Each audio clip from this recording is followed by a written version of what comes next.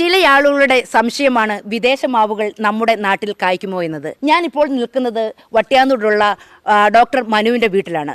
ഇത് നോക്കൂ, ഇത് തായ് വസ്ത്ര എന്നൊരു വിദേശ ഇനമാണ്. ഇത് വെച്ചിട്ട് 2.5 വർഷം കഴിഞ്ഞു. 2 വർഷം പ്രായമായ തൈകളാണ് ഉളുക്കൽ അഗ്രോ ഫാമിൽ നിന്ന് ഇവർ വാങ്ങിച്ചു വെച്ചിട്ടുള്ളത്. തായ് വസ്ത്രയുടെ ഒരു പ്രത്യേകത എന്ന് വെച്ചാൽ ഒരുപാട് ഹൈറ്റ് ആകാതെ ബുഷിയായിട്ട് പടർന്നു പന്തലിച്ചാണ് ഈ മാവിൻ്റെ ഒരു സ്വഭാവം നമ്മൾ കാണുന്നത്. കൊച്ചുകുട്ടികൾക്ക് പോലും ഇവിടുന്ന് കൈയെത്തി പറിക്കാവുന്ന രീതിയിലാണ് മാങ്ങകൾ കായ്ച്ചു കിടക്കുന്നത്.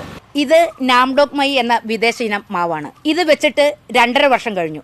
ഇതും ഏകദേശം ബുഷി ടൈപ്പിലാണ്, ഒരുപാട് ഹൈറ്റിലില്ലാതെയാണ് പോകുന്നത്. ഇതുപോലെയുള്ള 20-ലധികം വിദേശ മാവുകളും 95 ഐറ്റം സ്വദേശി മാവുകളും ഏകദേശം 10,000-ത്തിലധികം നമ്മുടെ ഉളുക്കൽ അഗ്രോ ഫാമിൽ സജ്ജമാക്കിയിരിക്കുന്നു.